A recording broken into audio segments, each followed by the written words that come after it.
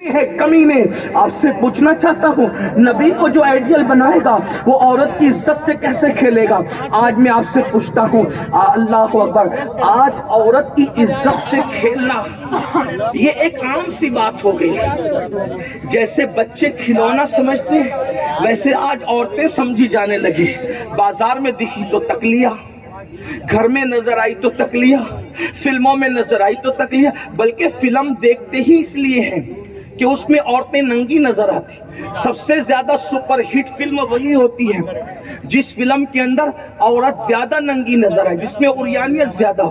وہ سیریل زیادہ چلتے ہیں جس کے اندر گندے سین زیادہ ہوتے ہیں، گندے مناظر زیادہ ہوتے ہیں. آپ سے پوچھتا ہوں اگر نبی کو آئیڈیل بنایا ہوتا، صدیقین کو آئیڈیل بنایا ہوتا، شہداء کو آئیڈیل بنایا ہوتا تو عورتوں کو ایسے پاپ کی نظر سے دیکھ کے کھلونا بناتے؟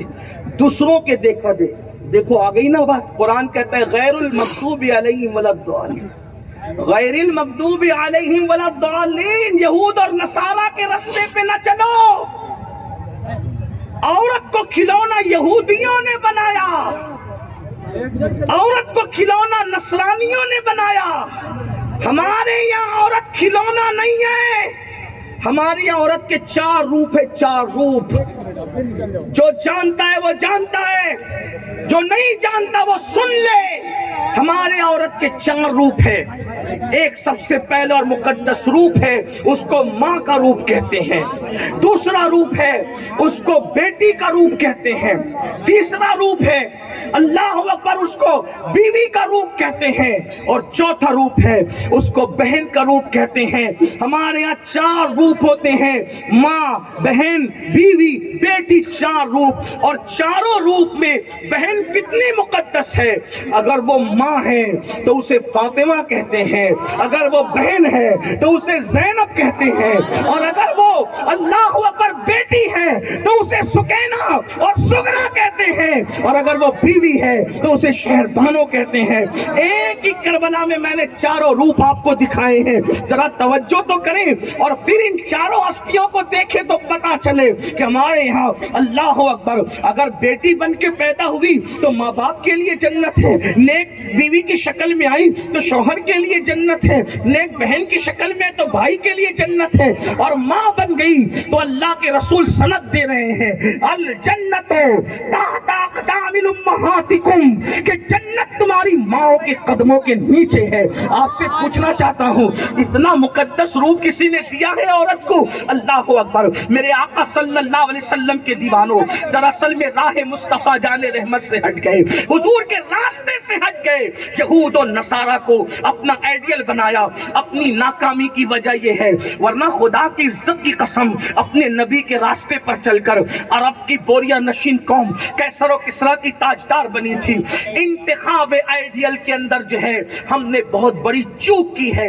شاید یہ اصلاح معاشرہ کی محفل ہم لوگوں کے لیے انقلاب کا ذریعہ ثابت ہو. ایسی ہستی ان کو چھوڑ کر ہم نے کسی اور کو آئیڈیل بنایا ہے. آئیے ذرا دیکھیں تو صحیح اسلام عورت کو کتنی عزت دیتا ہے. اللہ اللہ. حاتم طائی کی بیٹی جب ننگے سر مصطفیٰ جان رحمت کی بارگاہ میں لائی گئی تو حضور نے اپنی وہ چادر جو مزمل اور مدثر والی چادر ہے، حضور وہ چادر اوڑھ لے تو اس پہ بھی قرآن آتا ہے. قرآن کہتا ہے یا ایھا المدثر، اے بالا پوش کمبل اوڑھنے والے. حضور وہ مبارک چادر حاتم طائی کی بیٹی کو اڑا کر قیامت تک کے مسلمانوں کو پیغام دیتے ہیں بیٹی کسی کی بھی ہو، بیٹی بیٹی ہوتی ہے. مسلمان کی بیٹی ہو یا کافر کی بیٹی ہو، بیٹی کسی کی بھی ہو، بیٹی بیٹی ہوتی ہے. آپ سے پوچھنا چاہتا ہوں، اور آج ہم عورتوں کو ایسے تکتے ہیں، اگر جملے تلخ لگے تو میرے جوان مجھے معاف کر دے، اس لیے کہ میری تلخیاں شاید لوگوں کو تکلیف پہنچائے. میں پہلے معافی چاہتا ہوں. جیسے بلی چھچڑے کو تکتی ہے یا کتے کی نیت جو ہے للچائی ہوئی گوشت کے لوتھڑے کی طرف ہوتی ہے، آج مسلم جوانوں کی یہ پوزیشن ہو گئی ہے. پڑوس کی کوئی بیٹی ہے تو اس کو تک رہے ہیں، گھر میں کام والی ہے تو اس کو تک رہے ہیں. اللہ اکبر. بازار میں کوئی مل گئی تو اس کو تک رہے ہیں، اسکول اور کالج میں کوئی بیٹھی ہے تو اس کو تک رہے ہیں. پوچھنا چاہتا ہوں اسلام نے عورت کا کیا تقدس دیا تھا، اور ہم یہود و نصارہ کی تہذیب پر چل کر بلکہ بد تہذیبی پر چل کر اتنے گندے اور نکمے ہو گئے آج عورتوں کی عزت سے کھیلا جاتا ہے، کبھی افیئر کے نام پر، کبھی گرل فرینڈ کے نام پر، کبھی دوستی کے نام پر، کبھی عشق بازی کے نام پہ۔ پوچھتا ہوں، عشق میں عزتیں لوٹی جاتی ہے، اس عشق میں بھگایا جاتا ہے، عشق میں آنسو لائے جاتے ہیں۔ ارے نادان، عشق میں تو جان دے کر آبرو بچائی جاتی ہے۔ یہ کیسا عشق ہے جو زنا کروا رہا ہے؟ یہ کیسا عشق ہے جو بدکاری کروا رہا ہے؟ سن لو، اللہ اکبر۔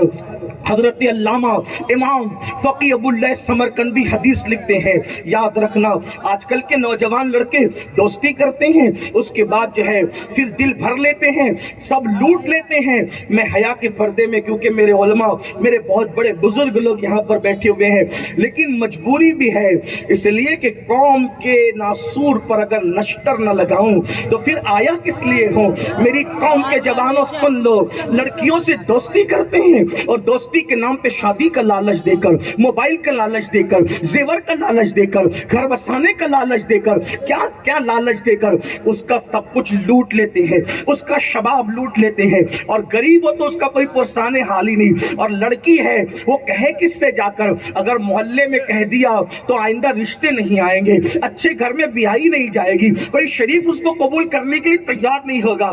پہلی بات تو میں سوچتا ہوں، آخر ایسی بیٹیاں ہمارے سماج میں پیدا کیوں ہوتی ہے جو اپنا سب کچھ لٹا دے موبائل کے چکر میں، اپنا سب کچھ لٹا دے زیور کے چکر میں، اپنا سب کچھ لٹا دے قیمتی کپڑوں کے چکر میں، اپنا سب کچھ لٹا دے بائک پہ گھومنے کے چکر میں؟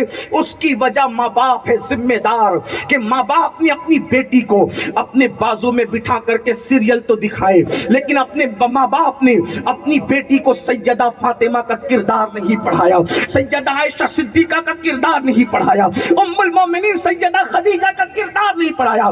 سن لو، بیٹیوں کو بازو میں بٹھا کر کے سیریل دکھاؤ گے تو یہی دن دیکھنے پڑیں گے جو امت دیکھ رہی ہے، اور سیدہ فاطمہ کا کردار دو گے، انشاءاللہ بیٹیاں بھوکی مر جائے گی لیکن کبھی آبرو کا سودا نہیں کرے گی۔ میں تو یہ سوچتا ہوں، ہمارے نبی کی شہزادی کی زندگی پڑھو تو آپ کو پتا چلے گا۔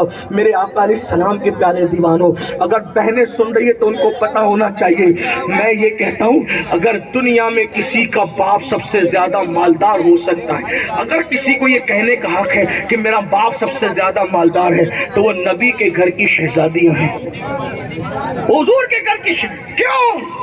اس لیے کہ ہمارے عقیدے میں حضور سے بڑا مالدار نہ ان سے پہلے پیدا ہوا، نہ قیامت تک ان کے بعد پیدا ہو سکے گا، کیونکہ کوئی ایک ریاست کا مالک ہے، کوئی ایک ملک کا مالک ہے، کوئی 2 ملک کا مالک ہے، کوئی 4 ملک کا مالک ہے، لیکن میرے نبی کی شان یہ ہے، خدا نے جتنی مخلوق بنائی ہے، خالق کل نے آپ کو مالک کل بنا دیا، دونوں جہاں آپ کے قبضہ و اختیار میں۔ اب بتاؤ، ہے کوئی اتنا بڑا مالک؟ آپ کہیں مالک جنت بھی ہے؟ میں نے کہا ہاں، جہاں بانی عطا کر دے، بڑی جنت ہبا کر دے، نبی مختار کل ہے، جس کو جو چاہے عطا کر دے۔ نبی مالک جنت ہے؟ میں نے کہا ہاں، جو جنت کا جو مالک ہوتا ہے وہی تو کسی کو اٹھا کے دیتا ہے۔ یہ مائک آپ نے مجھے بیان کے لیے دیا ہے، مالک تھوڑی بنایا ہے۔ کتنی عزت سے سب کھڑے ہیں، اتنی دیر سے کھڑے ہیں، کوئی ہٹتا نہیں، ٹس سے مس نہیں ہوتا، عزت میں کھڑے ہیں، عزت کر رہے ہیں، ہے نا؟ آپ عزت میں بیٹھے، علماء عزت میں بیٹھے ہیں۔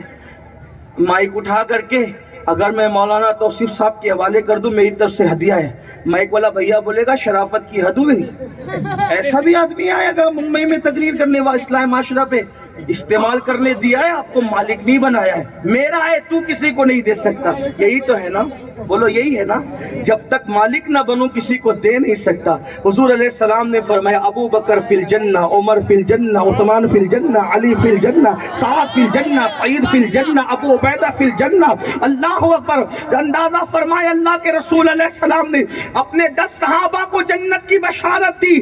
ارے مالک تھے تبھی تو جنت عطا فرمائی، جنت مالک تھے تبھی تو عطا فرمائی۔ آپ یہ اختیار اپنے نبی، مالک جنت کی بیٹی ہے سیدہ فاطمہ، لیکن ایک دن دوپٹہ اتنا پھٹ گیا ہے، دوپٹہ اتنا پھٹ گیا ہے کہ پیون لگانے کے لیے کپڑا نہیں ہے۔ اگر بہنیں سن رہی ہے، جو بچیاں کہتی ہیں نا مولانا غریب ہے، غربت کی وجہ سے آبرو بیچ رہے، یہ کر رہے ہو، میں نے کہا سیدہ فاطمہ اتنے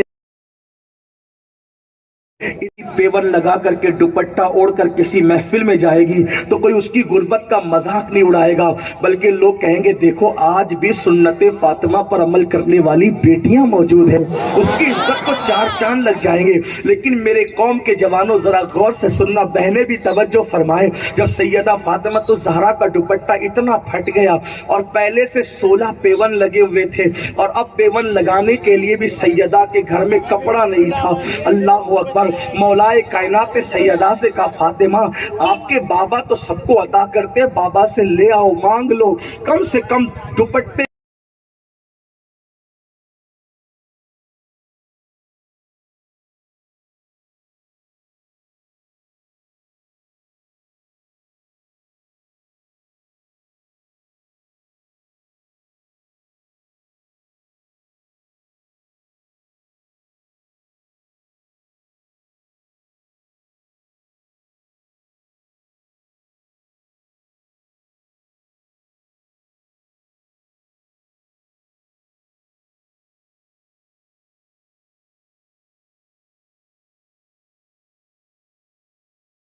गवाह है।